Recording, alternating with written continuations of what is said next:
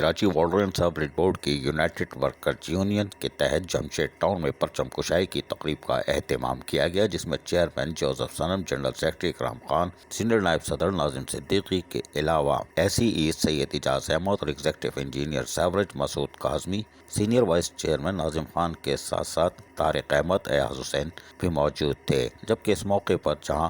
سبز لالی پرچم فضا میں بلند کیا گیا، وہیں پاکستان کے 74ویں یوم آزادی کے موقع پر کیک بھی کاٹا گیا اور اس موقع پر دعا کی گئی کہ پاک سرزمین کو ہم عوامی سہولتوں سے کوشش کریں گے کہ اپنے فرائض کو انجام دے سکیں، اور یقینی طور پر یونائٹڈ ورکر یونین کی طرف سے جشن آزادی کی یہ خوبصورت تقریب تھی، کیونکہ اس میں عہد کیا گیا ہے، ملازمین کے مفادات کے تحفظ کی یقین دہانی کرائی گئی ہے، اور Karachi water and sewerage board میں یونائٹڈ ورکر یونین محنت کشوں کے حقوق، ان کے جائز مارات کی بحالی کے لیے جدوجہد بھی کرتی چلی آ رہی ہے۔ عزیز عارف، KBS بلدیاتی نیوز، کراچی۔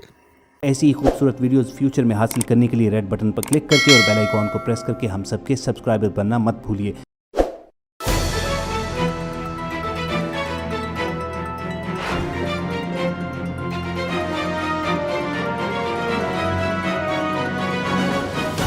KBS بلدیاتی نیوز۔